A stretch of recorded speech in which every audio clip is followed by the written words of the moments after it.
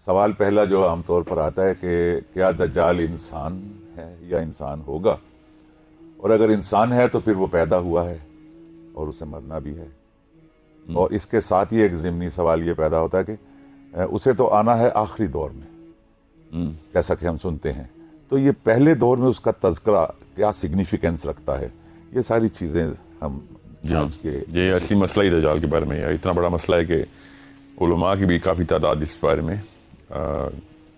Interestingly گرے statements دیتے ہیں کہ ضروری نہیں ہے کہ انسان ہی ہو، کیونکہ یہ بات عام عقل کے اندر ٹھہر نہیں رہی کہ اگر انسان ہے اور آخری دور میں آنا ہے اس نے، تو پچھلے دور کے صحابہ سے کیسے مل چکا ہے وہ. اور علماء نے اتنی بڑی جو ایک کلیم رجسٹر کیا ہے کہ بنی اسرائیل کے ٹائم پہ اس نے کچھ واقعات کیے ہیں یا حضرت سلیمان کے دور دربار میں پایا گیا ہے، تو یہ کیسے ہو رہا ہے. تو اس کے لیے تھوڑا سا اپرچر کھولنا پڑتا ہے، ذہن کا جو اسپیکٹرم ہے نا اس کے اندر روشنی آنی ضروری ہے. یقین ہے. تو ایک تو سائنس نہیں بتائے گی کہ ہم نے کیسے دیکھنا ہے. سب سے پہلے اصول تو یہ سکتے ہیں، سائنس کی سپورٹ ضرور لی جا سکتی ہے، حتمی فیصلہ صرف حدیث بتائے گی یا قرآن بتائے گا.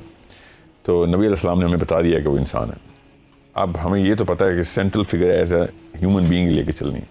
اب باقی کی کیا چیزیں سپورٹ کرتی ہیں اس کانسیپچلائزیشن کو، تو وہ اتنی ساری چیزیں تو ہم وہ لے لیتے ہیں.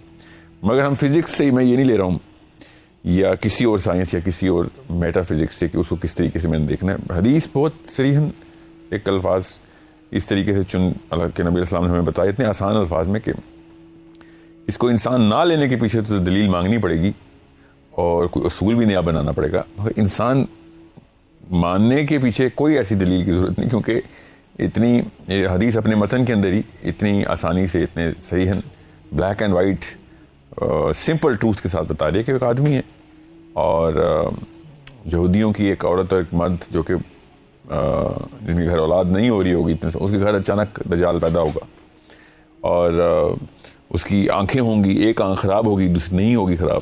تو یہ تو انسان کی نشانی ہے. اور اگر پھر بھی کوئی کسر رہ گئی تھی تو ایک ایسا بچہ پیدا ہو گیا تھا جو میں نے پچھلے پروگرام میں بتایا نا، کہ جس کے اوپر ایک گمان کیا تھا اور نبی علیہ السلام خود گئے اور پھر کافی تفصیلی واقعہ ابن سیاد کا. تو اس بارے میں تو کوئی کسی قسم کی شک نہیں ہے. اب مسئلہ یہ ہوتا ہے کہ اگر وہ اس وقت پیدا ہوا تھا یا اس وقت ہو سکتا ہے پیدا، تو پھر کتنے ہزار سال کی اس کی عمر ہے. ایسا کون سا انسان ہے کہ جو آخری دور میں نظر آئے گا اور پچھلے دوروں میں بھی پایا گیا.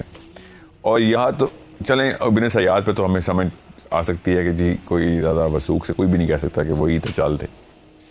مگر حضرت تمیم الداری نبی علیہ السلام نے خود حدیث ارشاد فرمائی تمیم الداری کے بارے میں. تمیم الداری ایک صحابی ہیں جنہوں نے نبی علیہ السلام کو واقعہ اپنا خود سنایا تھا کہ جب وہ ایک سفر میں نکلے تھے، ایک بحری سفر پہ، اور بحری سفر بھی کوئی تجارت کے لیے تھا. تو ان کی جو کشتی ہے، جو جہاز ہے، مطلب طوفان آیا تھا اور اس میں وہ پانی کے اندر ہی گم ہو گئے اور کافی عرصہ گم رہے. حدیث میں اس کا پورا کا تعین بھی کر کے بتایا. مقصد یہ بتانے کا کہ وہ حدیث تو میں آپ کو تفصیل سے بتا دیتا ہوں، مگر اس حدیث میں نبی اسلام نے تمیم الداری سے دجال کی ملاقات کا خود تذکرہ کر دیا. حدیث کی صحت پہ بھی مسئلہ نہیں ہے. تو ابھی تو آنا ہے دجال نے. سوال آپ کا جو ہے نا، اس سے میں تحذیر کی تفصیل میں بھی نہیں جا رہا ہوں، ابھی ہم کرتے ہیں اس پہ تفصیل. مگر کیا وہ انسان ہے کہ نہیں، یہ اس بارے میں تو کوئی شک نہیں. اب مسئلہ ہے کہ وہ پہلے مل آیا تو وہ کیسا کون سا انسان ہے کہ اپنے دور سے پہلے کے ادوار میں ہی پایا جائے اور اپنے دور کے بعد کے ادوار میں ہی پایا جائے. تو یہ کیسے ہوتا ہے؟ تو یہ اسی لیے تو میں کب سے کہہ رہا ہوں کہ سورہ کہف جو ہے اس کے اندر جو یہودی جس ٹیکنالوجی کو ڈھونڈ رہے تھے، وہ بہت ضروری ہے کہ ہم بھی کھوج لگائیں کہ وہ سورہ کہف کیا کر رہی ہے، وہ ڈھونڈ کیا رہے تھے، استعمال کرنی ہے کیسے کرنی ہے، یہ تو بات کی بحث ہے. وہ ہے کیا چیز، کہ ایسا کیا کلو ہے. اتنے سارے کلوز ہیں جو میں آپ کو بتاتا ہوں ابھی ساتھ ساتھ اس کے دجال کانسیپٹ میں، کہ ذوالقرنین نے جس طریقے سے یہ سارے راستے اور ڈائمینشنز ٹریول کیے، اسی طریقے سے دجال بھی کر سکتا ہے. اور یہ ضروری تھا کہ ذوالقرنین بھی انسان ہی ہوتے، اور یہ بڑی مطلب بڑا مسئلہ پڑ جاتا کہ اگر ذوالقرنین غیر انسانی یا جن ہوتے یا فرشتے ہوتے تو پھر ہم سمجھ سکتے تھے کہ نہیں یہ تو کوئی معاملہ کچھ اور ہے.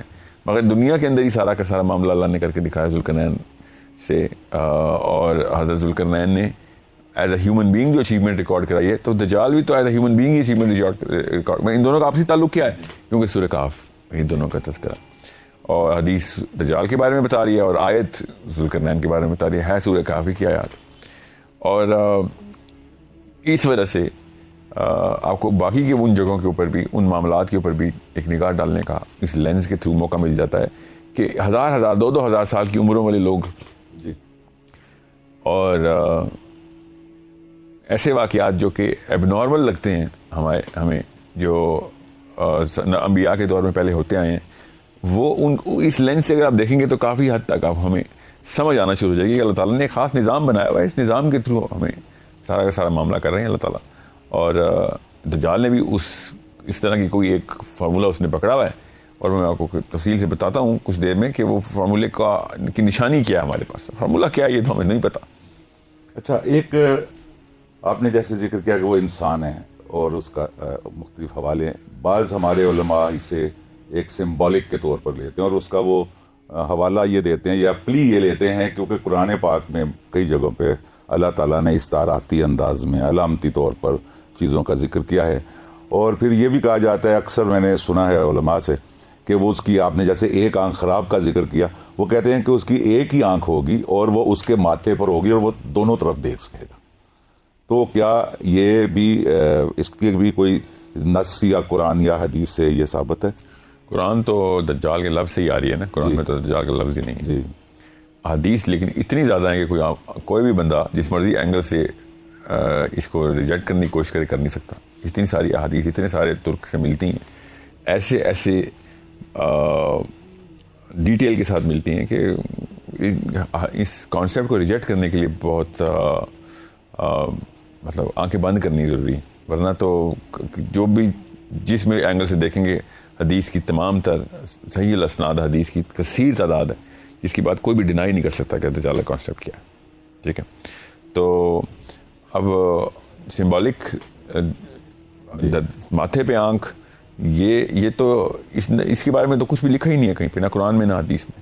جو حدیث میں لکھا ہے وہ اس کی ایک آنکھ کا لکھا ہے, کون سی آنکھ خراب ہے یہ بھی بتا دیا ہے. ماتھے پہ آنکھ کا تو کہیں سے بھی نہیں سمجھ آتی, یہ خود ہی کسی نے بنائی ہو تو بنائی ہو.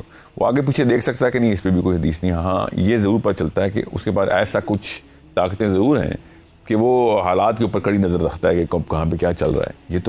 یہ تو ہے, مگر وہ اپنے آنکھ سے پیچھے دیکھ رہا ہے, اس بارے میں حدیث نہیں ہے. ایک آنکھ انگور کی طرح باہر آئی ہوئی ہے اس کی, تو ابھری ہوئی ہے, جی ہاں خراب ہو چکی ہے. تو وہ اتنا آسان سا یہ, مطلب اس میں استعارہ کیوں لیا جائے, اس کو کیوں زبردستی ہم تمثیلی پیرائے میں زبردستی کھینچیں, حالانکہ بڑا آسان سی بات ہے کہ ایک آنکھ خراب ہے دوسری ٹھیک ہے.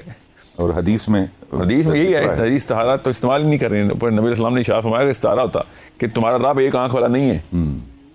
ٹھیک ہے, تو استعارہ تھوڑی ہے کہ وہ ایک سمبل ہے, باقاعدہ بتایا انگور کی طرح پاپ اپ ہوئی ہوئی ہے, باہر نکلی اس کی پروٹروڈنگ آئی ہے. اور ایک آنکھ کا مطلب یہ ہے کہ سینٹر میں نہیں ہے وہ ایک آنکھ. ایک آنکھ خراب ہو گئی دوسری آنکھ ٹھیک ہے, دو ہی آنکھیں ہوتی. اچھا, یہ یہیں سے آپ نے جیسے ذکر کیا کہ محیر العقول ایسے واقعات ہیں یا ایسی مثلا عمریں قد, تو میرے ذہن میں جب آپ ذکر کر رہے تھے کہ اس کی عمر کا دورانیہ کیا ہوگا, تو ایک حضرت نوح علیہ السلام کے دور کا ایک نام آتا ہے اوج بن انق. تو اس کے بارے میں بتائیے. اس کے بارے میں بھی سنا ہے کہ اس کا ٹخنا زمین سے 30 فٹ اونچا تھا, اور ایسا یہ ایک تو بتائیے کہ اس کی اوریجن کیا ہے. نہیں, اس کی اگر صحت جتنے بھی لٹریچر ہیں اس کی صحت میں اتنے مسائل ہیں, ہم اس کے اوپر زیادہ لمبی بحث نہیں کر سکتے. مگر گریک لٹریچر میں سوری گریک کا مطلب یونانی نہیں, گریک نہیں مطلب جو بائبل کے اندر گریک انٹرپریٹیشن ہے اس کے اندر یہ تفصیل. جی ہاں, یہ اس پروگرام میں ہمیں یہ بھی اس بارے میں بھی بات کرنا ہے کہ یہ کلیئرٹی ہو جائے کہ جو ہے بائبل ٹیلز کون سی ہیں, یونانی ایپکس سے یا کوئی یونانیات سے یا مصریات سے کون سی باتیں شامل. میں بتاؤں گا نا اس میں, جہاں جہاں میں بائبل کوٹ کروں گا ساتھ ساتھ بتاؤں گا, فکر نہیں کریں. اور بتا بھی رہا ہوں کہ کیونکہ بائبل لکھی یونانی میں گئی نا, گریک میں لکھی گئی ہے, تو لگتا ہے ایسے جیسے نازل ہی گریک میں ہوئی ہے. اصل میں تو حضرت عیسیٰ کو تو یونانی نہیں آتی تھی, تو نہ ہی حضرت عیسیٰ کے حواریوں میں سے کسی کو آتی تھی. ٹھیک ہے, سو سوائے پال کے, تو پال کو تو آتی تھی مگر وہ کتنی آتی تھی اب اس کے بارے میں بھی بحثیں. مگر گریک جو سیپٹوجنٹ کہتے ہیں اس کو, جو original compilation of the Bible ہے, وہ انہوں نے یہودی رابائز کے تھرو ہی کروائی تھی جن کو گریک کا علم تھا, اور وہ ہیبرو سے گریک کو ٹرانسلیٹ کرتے تھے اور گریک جو ہے معاملات وہ لکھتے تھے, جتنے بھی ان کے پروفیسر تھے اس وقت, تو اس کو سیپٹوجینٹ بولتے ہیں. اب ان کی لوکل کلچرل ٹیل کافی ساری اس طرح ایڈ ہوتی رہی ہیں ساتھ ساتھ. اب وہ یہ موقع نہیں ہے, ورنہ میں آپ کو بتاؤں گا اس کا اثر بہت آیا ہے. مگر میرے پاس جو سٹینسل ہے نا وہ نہ توریت ہے نہ انجیل ہے, میرے پاس جو سٹینسل ہے وہ قرآن اور حدیث ہے. اب اگر قرآن اور حدیث ایسی کوئی بات کرتے ہیں جو کہ انجیل میں ہے تو میں انجیل کو بھی مانتا ہوں, وہ والی چیز کو, جو کہ جو ریلیٹ کرتے ہیں دور سے بھی ریلیٹ کرتے ہوں اور کانٹریڈیٹ کہیں سے نہ کرتے ہوں, میں اس پہ بھی اکتفا کرنے کے لیے تیار ہوں. مگر کوئی چیز کانٹریڈیٹ کرتی ہو تو پھر تو میں بالکل بھی اثر نو ریجیکٹ کر دیتا ہوں. کہ توریت میں لکھی ہوئی ہو, چاہے اللہ کے نام پہ لکھی ہو انہوں نے, چاہے وہ کسی جان یا میتھیو کے نام پہ لکھتی ہو, مگر اگر حدیث کلیئرلی بتا رہی ہے کہ یہ واقعہ نبی علیہ السلام سے ہمیں خود ہم تک پہنچ گئے, اور اس پہ انجیل بھی ایک بیانیہ دے رہی ہے اور اس میں کچھ ایسا بیانیہ بھی ہے جو کہ سپورٹنگ ایویڈنس کے طور پہ بھی ساتھ ہی انہوں نے یہی بتایا کہ اللہ کی طرف سے آئی ہے ان کے خیال سے, تو اس میں مجھے لینے میں کوئی آر نہیں ہے, کیونکہ وہ سپورٹ کر رہی ہے حدیث کے متن کو. تو ایسا یہ ایکسٹینسل ہے جس کے اوپر ہمیں دیکھنا ہے. تو یہ جو واقعہ آپ بتا رہے ہیں یہ حدیث سے آ رہی ہے.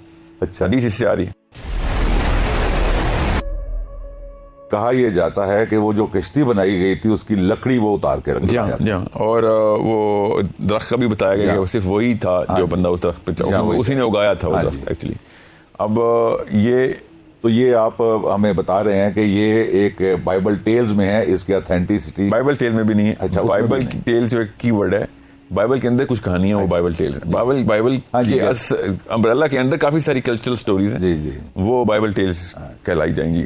یعنی اسرائیلیات میں ہم انہیں شمار کر سکتے ہیں. اس کو اسی کو اسرائیلیات بولتے ہیں. جی, تو گویا وہ اس کا 30 فٹ کا ٹخنا اور 10 فٹ کا حضرت موسیٰ علیہ السلام کا قد, 10 فٹ کا عصا اور 10 فٹ کی چھلانگ لگا کر انہوں نے اس پہ مارا.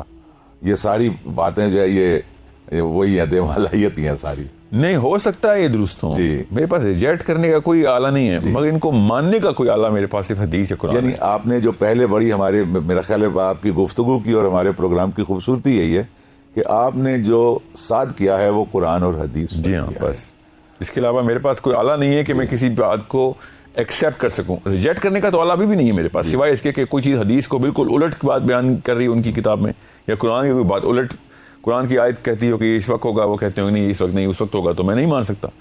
تو ایکسیپٹنس کا آلہ تو ہے میرے پاس کہ کوئی ایسا واقعہ حدیث نے بھی لکھ دیا ہو یا قرآن نے لکھ دیا ہو, مگر قرآن اور حدیث نے کوئی واقعہ نہ لکھا ہو اور انہوں نے لکھ دیا ہو تو میرے پاس ریجیکٹ کرنے کا بھی کوئی آلہ نہیں ہے, سوائے اس کے کہ میں اس کو ہاں اگر کسی بات میں سپورٹنگ ایویڈنس مل سکتا ہوا ہے تو لے لیں گے, نہیں تو اس پہ بات کرنا ہی وقت کا ضیاع ہے. ٹھیک ہے, تو یہاں تک تو جی, کیونکہ دجال کے اوپر بہت بائبل ٹیلز ہیں. جی یہ تو ہے. اور یہ جو قد کی باری ہے کہ یہ بھی کہا جاتا ہے کہ حضرت آدم علیہ السلام کا قد جو تھا وہ 70 گز تھا, یا عمریں بہت طویل ہوتی تھیں. جی تو اسی تناظر میں ہم یہ جیسے آپ نے دجال کا ذکر کیا کہ وہ ہو چکا ہے, پیدا ہو چکا ہے, اور وہ تو اس میں اسرائیل میں یا یہودی کے یہاں, تو اس کا مطلب ہے کہ وہ اپنی زندگی کسی اخفا میں اس وقت پردہ اخفا میں ہے, جی رہا ہے وہ, اور وہ ایک دن ظاہر ہوگا. جی ہاں, اب اس کا ثبوت یہ ہے کہ یاد رکھیے گا اس کانسیپٹ کو سمجھنے کے لیے نبی علیہ السلام نے ہمیں خود سینس دی ہوئی ہے. اللہ کے نبی علیہ السلام جب معراج پہ گئے ہیں تو ایک اسنا میں واپس آ گئے, اسی ساتھ میں واپسی ہوئی ہے. ایک چھوٹا سا پہر نبی اللہ تعالیٰ نے خود کہہ دیا کہ ایک رات کے ایک پہر کے اندر ہی واقعہ کر دیا, مگر وہ وقت تو کہیں لگا ہے, کہیں نہ کہیں تو وہ وقت لگا ہے. اور علماء کا پوری طریقے سے اس پہ اکتفا ہے, جمہور علماء اس کو پوری طریقے سے ایکسیپٹ کرتے ہیں کہ وہ عمر میں ایڈ ہوا ہے نبی السلام کے وہ ٹائم. نبی علیہ السلام نے تو یہ اپنی جیتی جاگتی عمر میں وہ وقت گزارا ہے, وہ 23 سال گزارے ہیں ایکچولی, جس کے بارے میں اتنی بحث ہے کہ اس کا دورانیہ بھی پتہ ہے. اور یہ ایک حدیث کی صحت پہ اوپر اتنی بحث ہے, اس لیے میں اتنا کوٹ تو نہیں کرتا, مگر حدیث ہے تو صحیح کہ جب اسرائیل علیہ السلام نے جب اجازت مانگی نبی السلام سے وصال کے وقت کہ اب جانے کا وقت ہوا ہے, تو نبی السلام نے پھر پوچھا جبرائیل سے کہ ابھی تو ٹائم رہتا ہے, تو پھر جبرائیل نے کہا یہ اس میں نہیں رہتا, اس لیے نہیں کیونکہ وہ معراج کے وقت جو اتنے سال کاؤنٹ ہوئے تھے نا وہ یہاں پہ بھی کاؤنٹ ہو گئے. ہاں ایڈجسٹ ہونے, تو آپ کو پھر بھی آپشن دے رہے ہیں, اگر آپ نے وقت چاہیے آپ تو لے لیجیے, نہیں تو اللہ تعالیٰ سے ملاقات کی آپ کو آپشن مل رہی ہے. تو نبی اسلام نے فرمایا کہ نہیں, میں اللہ سے ملاقات کو پریفر کروں گا دنیا کی کسی بھی چیز کے اوپر. تو وہ یہ کانسیپٹ تو ہمیں پتہ ہے کہ اسپیس کے اندر کہیں نہ کہیں پہ تو ٹائم گزر رہا ہے. اب دجال کا بھی گزر رہا ہے. مسئلہ یہ ہے کہ میرا اپنا خیال یہ بھی میں تفصیل میں بتاتا ہوں آپ کو کہ جس جگہ پہ اس نے وہ ڈیسیژن لے لیا ہے, جو بھی ٹیکنالوجی اس نے استعمال کی ہے, جو بھی جس طریقے سے بھی, سائنس کی بات نہیں ہوتی, ٹیکنالوجی سے ہم سمجھتے ہیں کوئی مٹیریل معاملہ ہے. This is not a matter based technology even though it does affect the matter. He is using a lot of matter physical concept جو کہ اللہ تعالیٰ نے, جیسے فار ایگزامپل حضرت ادریس کے ساتھ, حضرت الیاس کے ساتھ, حضرت عیسیٰ علیہ السلام کے ساتھ یہ واقعات ہو رہے ہیں, حضرت ذوالقرنین کے ساتھ یہ واقعات ہو رہے ہیں, عزیر کے ساتھ یہ واقعہ ہو رہا ہے. قرآن پاک تو بتا رہا ہے ہم خود ہی نہیں دیکھ رہے تھے. ایک الگ کہانی کہ اس دنیا کے اندر بیٹھ کے بھی آپ کسی اور دنیا اور کسی اور جہان کے اندر یہ معاملات اپنے پورے کر سکتے ہیں. تو دجال بھی تو کر سکتا ہے. اس نے بھی تو کہا کتاب کا علم ہے میرے پاس, ٹھیک ہے, سمجھ لیں وہ نہیں بھی تھا تو کسی انسان نے کہا تھا نا کتاب کا علم اٹھا کے ملکہ سبا کا تخت اٹھا کے لے آتا ہے. تو دنیا میں کیا نا اس نے. تو یہ ایک بہت ضروری کانسیپٹ ہے کہ آپ کو پتا ہو کہ دجال دنیا کے اندر, اگر کسی بھی بندے کو دجال کو چھوڑیں, مجھے بھی اگر ایک ایسا کوئی ٹیکنیک ملے کہ جس کے تھرو میں ٹائم کے ڈفرینٹ وقت کے ڈفرینٹ ادوار میں جا کے دیکھ کے آ کے واپس آؤں اور مشاہدہ کر کے وہاں سے کچھ سیکھ کے آؤں, تو میری بھی طاقت کافی بڑی ہو جائے گی. میں فار ایگزامپل آگے سے ہو کے واپس آ جاؤں تو مجھے پتہ چلے گا کہ کیا کیا کام کر سکتے ہیں انسان. میں ابھی سے شروع کروا دوں, یا پھر نہ وقت کے اندر ٹریول کروں, ویسے دیکھنے کی طاقت ہو آگے کے دور کو, میں خود نہ جا سکوں تب بھی میری طاقت کا اندازہ بیان سے باہر ہے. سو یہ تو معاملہ جو انبیاء کے ساتھ اللہ تعالیٰ نے, اللہ عز و جل نے انبیاء کو تو معراج پہ فار ایگزامپل نبی السلام کو بتایا جنت دوزخ میں کون کون کیا کیا کر رہا ہے, لوگوں کو عذاب میں دیکھا نبی السلام نے. وہ لوگ زندہ انسان ہی تھے, اس کا مطلب ہے وہ ٹائم ٹریول ہی ہے.